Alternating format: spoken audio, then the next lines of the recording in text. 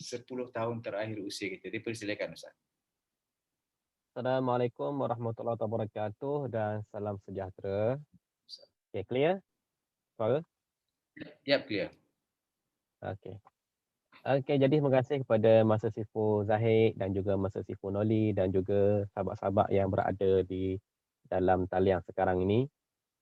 Saya Sabri Muhammad sebagai perkenalkan tadi daripada Kuala Terengganu. Okay, baik. Jadi bagaimana keadaan kita pada 10 tahun terakhir pada usia kita? Jadi inilah momen yang sangat penting. Mungkin di saat 10 tahun terakhir kita sudah ada cucu, mungkin kita belum ada cucu, masih dengan anak-anak dan sebagainya. Jadi bagaimana di saat 10 tahun terakhir keadaan kita? Adakah kita ni seorang yang dalam keadaan cergas, boleh beraktiviti macam-macam, boleh hiking, boleh berbasikal, boleh berlari atau sebaliknya? Jadi itulah malam ni sesi kita nak memperlihatkan kepada pendengar-pendengar sekalian supaya kita membuka minda kita bagaimana yang seharusnya perlu yang kita ada di 10 tahun terakhir kita. Macam kuliah subuh pula dah. Aduh. Okey. Jadi kita boleh tonton video ni. Sama-sama kita melihat bagaimana keadaan kita. What will your last 10 years look like? Will you be quick enough for a game of tag with your grandchild? Strong enough to embrace every moment?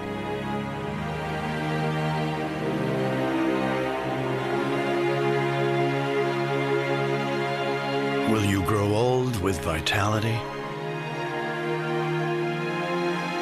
Or get old with disease?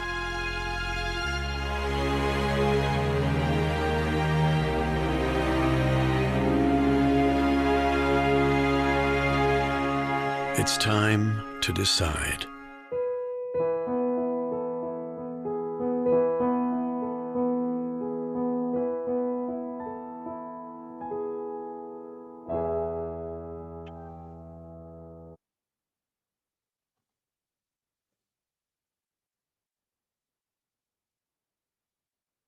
Okey. Sudah habis video Dah. Okey, Nampak baik. tak? Slide seterusnya. Nampak. Okey, jadi kita boleh pilih yang tadi yang kita nak berada di sebelah kiri ataupun sebelah kanan kita. Okey. Jadi keadaan kita di saat 10 tahun terakhir itu kita ingin dalam keadaan berada di atas katil, berada di hospital ataupun kita boleh bergembira dengan cucu-cucu, dengan anak-anak, masih lagi boleh bersukan, beraktiviti, apatah lagi boleh pergi ke masjid, tak? Boleh solat berjemaah senantiasa. Jadi kita buat pilihan. Oleh yang demikian, ini yang part penting lah ya. Oleh yang demikian, sebenarnya adakah mencegah lebih baik daripada merawat? Ini persoalan yang sangat penting perlu dijawab oleh semua orang. Tak kira dia tu masih kanak-kanak, dah dewasa ataupun seorang yang dah berusia. Okey, jadi inilah sebenarnya hakikat yang kita perlu terima. Kalau kita merawat, sudah pastilah kita akan melalui proses-proses rawatan yang boleh jadi panjang, yang boleh jadi kosnya tinggi. Jadi oleh yang demikian di sana kita ada cara yang sebenarnya yang kita boleh jalani kehidupan seharian kita supaya kita boleh mengelak sebarang bentuk penyakit-penyakit ataupun keadaan badan kita yang dalam keadaan lemah dan tenat. Okey. Jadi slide berikutnya kita nak tunjukkan kalau gaya hidup kita di sini sistem penampan badan kita. Kalau yang masuk dalam badan kita ni makanan beresid, minuman beresid, racun serangga. Kita bukanlah minum racun serangga. Tapi buah-buahan, sayur-sayuran, okey. Radikal bebas, pelbagai pencemaran. Kalau sekarang ni masya-Allah macam-macam pencemaran ada kat tempat kita ni. Dan kalau pergi Kuala Lumpur tu, Allahu Akbar, macam-macam benda ada kat sana. Masuk kawasan kilang dan sebagainya. Jadi, kalau benda ni, apa segala faktor-faktor yang berada di sekeliling kita ini termasuk gaya hidup kita, masuk dalam badan kita. Okey, jadi kalau kita ni dalam keadaan kita tidak ada satu cara untuk kita detox, okey, untuk kita detox, untuk kita clearkan balik yang sudah meresap di dalam badan kita ni, yang dah pergi ke organ-organ badan kita, yang dah pergi ke sel kita, dah pergi ke sistem badan kita. Okey, jadi di sana ada cara yang perlu kita lakukan. Boleh jadi kita bersenam, boleh jadi macam-macam cara. Dan antara cara yang terbaik sebenarnya adalah kita minum air yang berkualiti. Minum air yang berkualiti. Jadi ini antara benda yang sangat bagus yang perlu kita amalkan. Kalau selama ni kalau kita makan burger, lepas tu makan teh ais, makan kalau teh beng. Jadi kalau itu yang kita lakukan seharian setiap hari, alamaknya memang kita bukan nak cegah penyakit. Kita cari penyakit. Okay. Jadi bagaimana sebenarnya air yang berkualiti? Okay. Jadi berikutnya, kita ada 5 isu utama berkenaan air yang kita sering amalkan pada hari ini. Kita ada yang kita selalu amalkan minuman yang berasid. Ini yang paling parah lah. Kalau yang air berkarbonat itu sudah pastilah berasid. Air Pepsi dan sebagainya. Antara lain sebenarnya yang berasid sifat dia, air RO, reverse osmosis. Okay? Apa jua alat penapis air yang menggunakan sistem reverse osmosis, output dia akan menghasilkan air yang berasid. Dan begitu juga air dalam kemasan botol, dalam yang diisi dalam botol. Kalau namanya air minuman reverse osmosis RO, itu adalah minuman yang sifatnya berasid, dan itulah kebanyakan yang sering kita amalkan. Antara lain, sebenarnya di dalam air yang kita sering amalkan pada hari ini tak sama dah macam yang lama-lama, macam kita duduk di kawasan kampung, kita duduk di kawasan pergunungan. Saya pernah buat demo di kalau tahu di Terengganu ni kita ada Tasik Kenyal kan.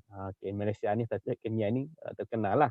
Tasik Kenyal ni tempat dia tampung air. Jadi tampung air tidak hidroelektrik, dihasilkan tenaga elektrik hidro. Kalau kira di sana airnya bersih lah kan, air yang tidak ada aktiviti perkilangan dan sebagainya, hanya tampung air saja. Kalau kita kira bersih lah air kat sana, jernih.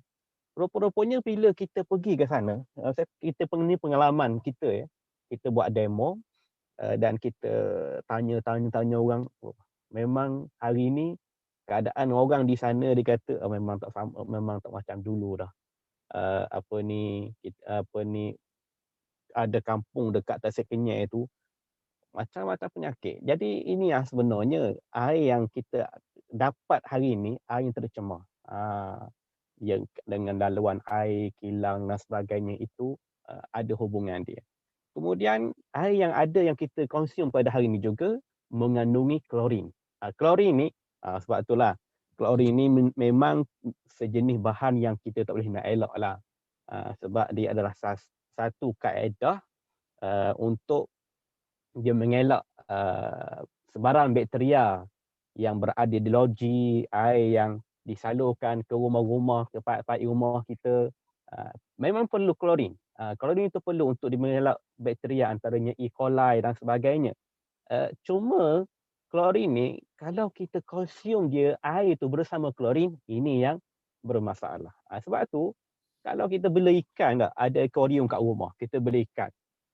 Kalau kita tak letak ubat anti klorin, apa jadi pada ikan dalam akuarium kita? Mati kan? Jadi oleh kerana itulah, bila kita nak konsum air yang ada di rumah kita, pastikanlah sebaik-baiknya kita guna alat yang boleh buang klorin. Biasanya guna penapis air je lah kan. Jadi antara lain adalah kita menggunakan sistem yang bukan hanya buang klorin, tetapi dia juga boleh menghasilkan pelbagai manfaat yang lain. Nanti kita akan tunjukkan dalam slide berikutnya.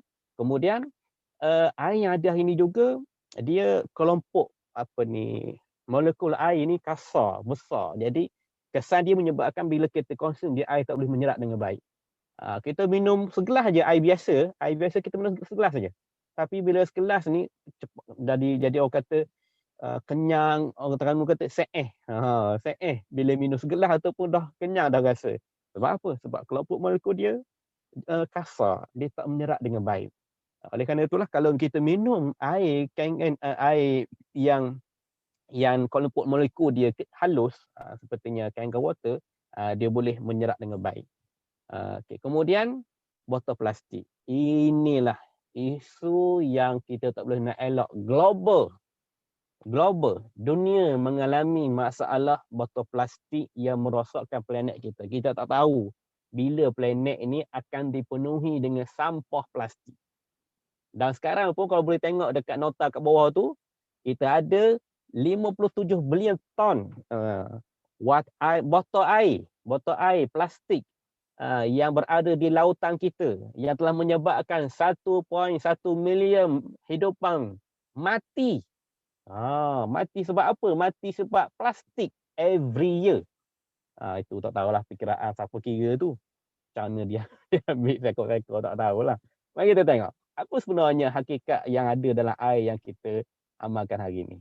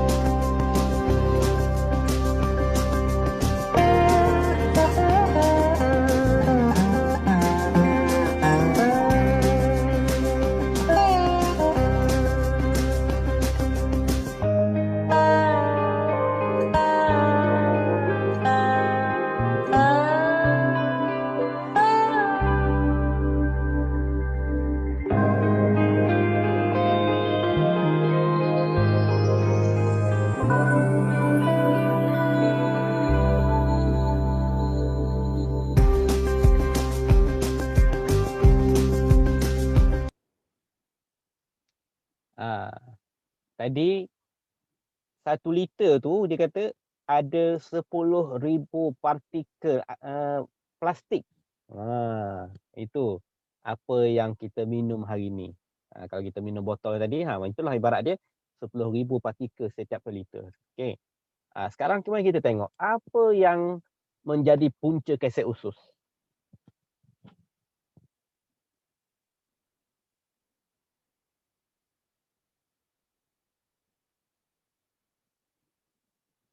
Ada suara? Saluran darah merupakan sumber kehidupan kerana ia membolehkan darah mengangkut oksigen, nutrien, hormon dan sisa buangan badan sepanjang hayat kita.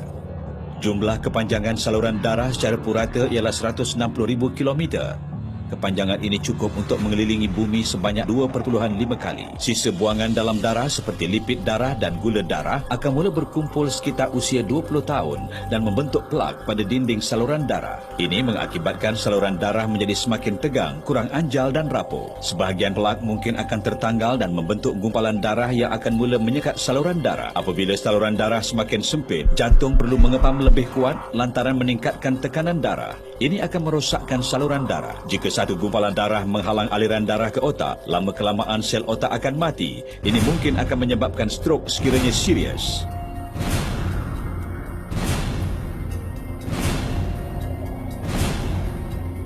Jika satu gumpalan darah menghalang aliran darah ke jantung, ini mungkin mengakibatkan masalah jantung. Jika anda gagal membaiki gangguan ini dalam masa 3 jam, 90% sel jantung akan kekurangan oksigen dan akhirnya membawa maut.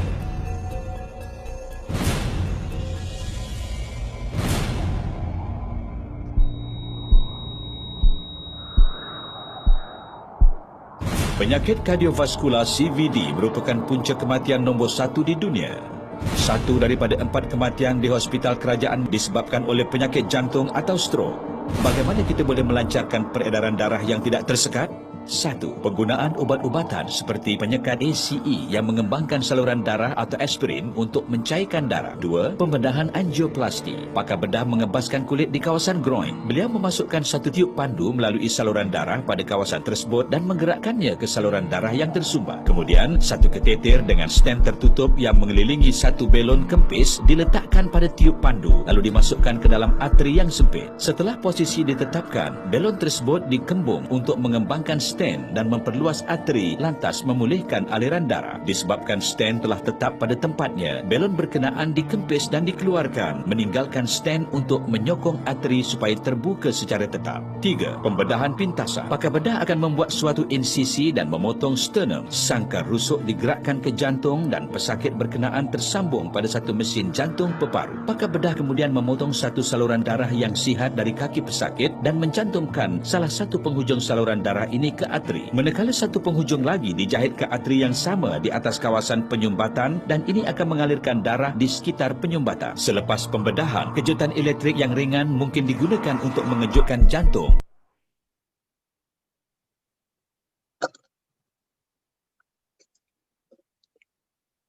Okey. Jadi tadi kita tengok orang antara penyakit utama di negara kita ni sebab sakit jantung yang menyebabkan sangkis kematian. Dan tadi juga ada graf diabetes di negara kita. Yang mana diabetes ni antara penyakit Saluran yang darah biasanya merupakan sumber akan dilalui lah. Mari kita tengok graf dia. Okey. Daripada umur 18 ke 19 pun dah ada. Ini yang tak kira usia dah sekarang. Diabetes tak kira usia, bukan kata diabetes ni untuk orang tua saja. Budak-budak dah kena dah. Baru habis SPM pun dah kena. Okey. Dan begitulah bila dah semakin tua, kita semakin terdedah. Ini sebab apa sebenarnya? Sebab apa? Sebab gaya hidup kita daripada awal dulu, daripada usia kita 10 tahun, 15 tahun, kita semakin meningkat. Kita duk makan roti canai, duk minum air teh tarik. Bila malam-malam keluar minum kawan-kawan, minum lagi kopi ais, minum lagi Nescafe. Dah pergi ke 30 mungkin dah ada 2 anak, dah kena diabetes. Pergi ke umur 50 dah ada cucu, alah pula dah diabetes pula dah. Baru nak main cucu. Dan kesannya bila dah kencing manis, dah sering telan ubat, na'udzubillah, dah pergi ke sakit buah pinggang pula. Dah tu buat pula cuci buah pinggang, memang tak habis lah. Jadi ini dia kesan gaya hidup kita yang selama ini. Okey, mari kita tengok yang berikutnya. Jadi bila penyakit yang pelbagai ni yang menghantui masyarakat kita, apa kesan dia? Apa kesan dia? Duit banyak. Kalau tadi ditunjukkan, kalau buat operasi jantung berapa belanja, 25,000, 50,000, kan? Sudah pastilah menyusahkan keluarga. Sudah pastilah juga masa keluarga kena hantar buat dialisis, kena ambil, kan? Jadi banyak menyusahkan ramai orang. Duit pun tak cukup, kena minta dengan mak, minta dengan abang. Itulah akibat dia. Dah siapalah nak jaga anak bila dah duduk terlantar kerja kan. Siapalah nak cari duit untuk keluarga. Okey. Berikutnya. Okey, masalah kesihatan. Jadi ada beberapa faktor ya masalah kesihatan yang berlaku ni. Antara pertama radikal bebas, asid berlebihan, dehidrasi. Okey, apa itu radikal bebas? Okey. Radikal bebas ni antaranya daripada radiasi matahari, UV, pencemaran yang mana ada kilang-kilang pembakaran, banyak perkara lah, exhaust kenderaan, kemudian kehidupan dah jadi stres. Kesan COVID ini orang dah banyak hilang pekerjaan, okey. Kemudian pemakanan kita lah, nutrisi yang kebanyakannya hari ini adalah pemakanan yang sudah banyak proses, makanan ringan, kan. US antara yang terkenal lah dengan fast food.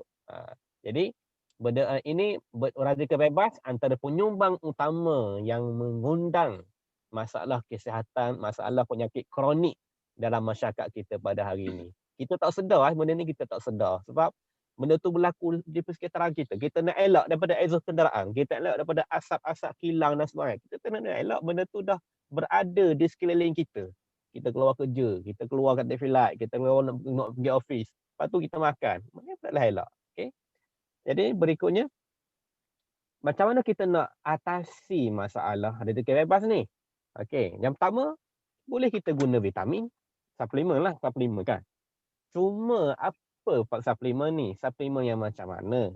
Okey, suplemen ni kebiasaannya kos yang tinggi. Kos yang tinggi mahal lah. Memang saya dah jumpa orang yang jenis suplemen kos dia sebulan saja 2 hingga 3 ribu. Sebulan sahaja 2 hingga 3 ribu. Jadi pilihan menggunakan untuk senantiasa konsumsi suplemen ni bagus. Bukan kita kata tak bagus, bagus teruskan amalkan. Cuma dia kena ada kos yang tinggi lah. Okey, kos yang tinggi. Baik, jadi dia bukan pilihan utama sebenarnya. Okey. Yang kedua, sayur-sayuran. Okey, sayur-sayuran sahaja kita cara mungkin boleh jadi ada orang berpandangan makan sayur je, makan sawi, makan apa. Terimalah hakikat. Terimalah hakikat yang kita pergi tengok pasar raya. Cantiknya sawi kan.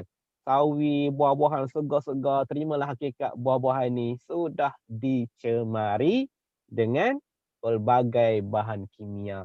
Okey, jadi serangga tak berani nak hinggap kat buah-buahan. Ini yang kita tengok buah ni segar, cantik, menarik, tertarik. Tapi sebenarnya dia dipenuhi dengan bahan kimia. Kerana apa jua hasil yang masuk pasar raya hari ni adalah secara komersial. Jadi nak komersial ni tak boleh lari dah daripada cara menanam menggunakan bahan kimia untuk mengelak pada serangan serangga. Itu dia. Jadi makan sayuran saja bukan pilihan utama. Baik. Ini yang kita nak tunjuk. Yang kita nak bagi tahu ni. Jadi sayur makan, apa tadi? Suplemen makan. Cuma antara pilihan yang tepat sebenarnya lagi untuk kita tambahkan kesihatan kita, untuk kita untuk tadi air tak boleh, air apa tadi? Pencemaran tak boleh nak elak. Air yang tercemar tak boleh nak elak. Okey, macam-macam benda lah tak boleh elak, tapi kita kena ada cara dia. Jadi kita minumlah minuman antaranya air alkali berayon. Ingat bukan air alkali saja tau. Mestilah air alkali itu diikuti berayon. Kalau ikut nama saintifik air alkali ni, air yang Kangen water produce ni dipanggil electrolyzed reduced water. Okey. Kenapa air ni berayon? Nanti kita akan cerita dalam lebih detail lagi kerana di dalam mesin ni dia ada sistem ionizer. Macam mana boleh berlaku sistem ionizer? Kerana di sana ada plate-plate yang berada dalam mesin ni yang menghasilkan ion negatif, ion positif. Itu detail lah nanti. Jadi ini antara pilihan yang terbaik untuk kita atasi punca masalah tadi. Okey. Kemudian kita nak tunjuk mana siapa jaga. Okey. Ini dia. Orang yang memperakui. Okey, orang yang memperakui Kangen water. Kita pelajar tadi. Okey. Masalah kesihatan cara yang kedua adalah mengenai asid yang berlebihan. Okey, ini punca kedua yang kita nak tunjuk. Jadi setiap hari kebiasaannya kita mengamalkan makanan berasid. Jangan nak bohong lah. Jangan nak bohong. Kita banyak amalkan benda berasid. Jadi benda hari ni susah kan kita nak elak lah. Benda apa? Benda kita makan sate, kita makan nasi ayam goreng, kita makan McDonald, apa benda fast food yang ada hari ni. Kebanyakan, mostly adalah berasid. Orang kata makan sayur. Sayur satu isu tadi kan, sayur. Dia kata sayur alkali. Tapi ada satu isu dia. Isu dia adalah sayur yang ada, buah-buahan yang ada bahan kimia. Okey, ada bahan kimia, pesticide, racun serangga. Jadi kalau kita nak sihat, amallah benda alkali. Tapi alkali macam mana? Alkali kalau ada sayur, kalau kita ada mesin Kangen, kita boleh bersihkan dia dengan air Kangen untuk kita buang dia punya asid. Okey, jadi ini punca kedua yang kita hari ini payah nak elak untuk memberi kesan yang kesihatan pada kita. Oleh kerana itulah orang US antara tertinggi. Okey, ini antara benda yang alkali dan makanan yang berasid. Bila asid, terpastilah akan memberikan masalah kesihatan pada kita. Okey, berikutnya punca yang berikutnya yang kita nak tunjukkan pada sahabat-sahabat sekalian. Okey. Ini doktor yang mengatakan mengenai kesan kita pada badan kita. Dia kata apa? Setiap penyakit berpunca dari satu keadaan yang sama, iaitu kadar asid yang tinggi dalam badan. Jadi kunci utama dia asid yang tinggi. Itu dia sahabat-sahabat. Dah berapa tahun dah ya kita makan benda yang sentiasa berasid. Ini kata Dr. Theodore Marudi, alkaline or die. Itu dia. Bukan kita kata, itu doktor yang kata. Okey, masalah kesihatan yang ketiga menjadi punca, dehidrasi. Apa tu dehidrasi? Mari kita tunjuk. Jadi ada dah ini ketiga. Okey. Mana? Okey. Jadi dehidrasi ni yang menjadi kebiasaan kepada kita, kita akan lalui proses dehidrasi. Memang kita tak boleh nak elak dan kita akan lalui benda ni. Okey. Sekejap.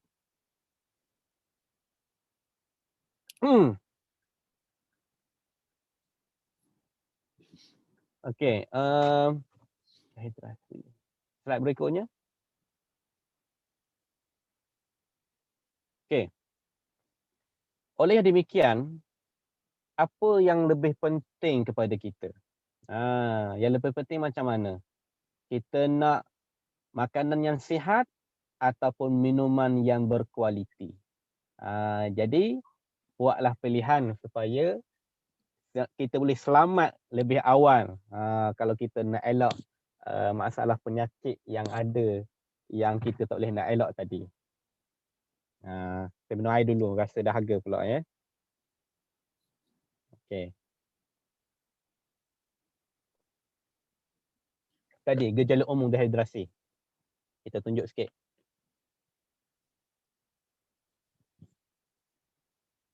Okey. Biasanya dehidrasi ni, apa kesan dia?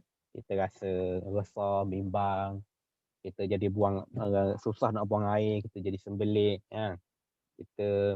dia akan ganggu pencernaan badan kita, darah pun jadi tinggi, tekanan darah tinggi, jadi sakit lutut, dah longgar dah lutut ni, tak macam muda-muda dulu, kolesterol pun dah mula menyerang, ketidakseimbangan asid alkali, masalah kulit, jadi kulit yang bermasalah lah ya. Jadi ini yang biasanya lah orang akan hadapi bila kita mengalami dehidrasi. Okay, next slide. Ini kata-kata Dr. Beckman. Memang saya pegang sangat kata-kata ni. Kita panggil, saya mudah dia panggil Dr. Beckman. Dr. Feridun Beckman Gelik. Dia kata apa? Anda tidak sakit, anda hanya haus. You are not sick. Dia kata. Jadi kita ni hanya haus. Jangan ubati kehausan dengan ubat-ubatan. Ingat tu, kata-kata ni nampak senang saja, ringkas saja, tapi sangat penting. Awak ingat badan kita ni hanya kita cuba cari ubat-ubat saja, tapi dia lupa sebenarnya 70% badan dia ni adalah air. Daripada hujung rambut, kepala, sel mata sehinggalah ke hujung kaki adalah air. Jadi dia hanya kurang air yang berkualiti saja.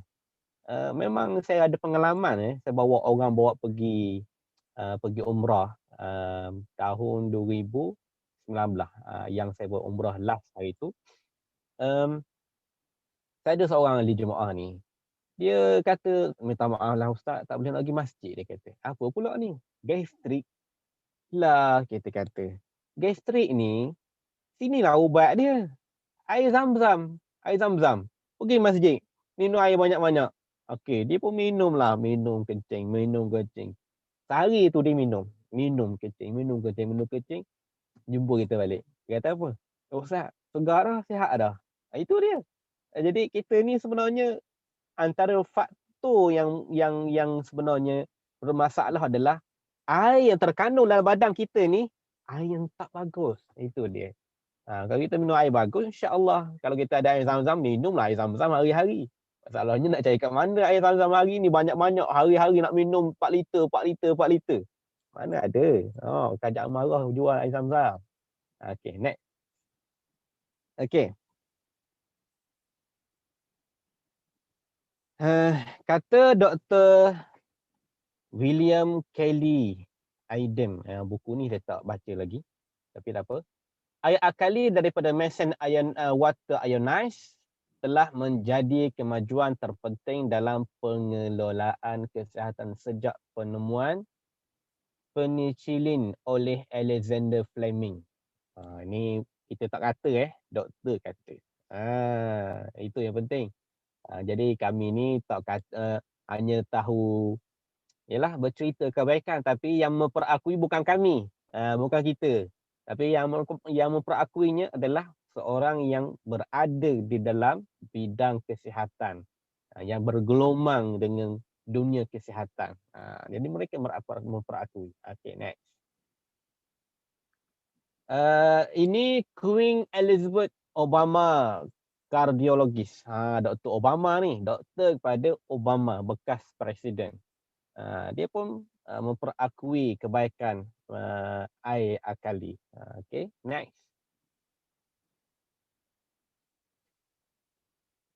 Apabila ditanya tentang satu cara untuk memiliki kesihatan yang baik, jawapannya mudah. Mulakan dengan meminum ionized alkaline water. Robert Oyong, apa tu? MSDIC PhD.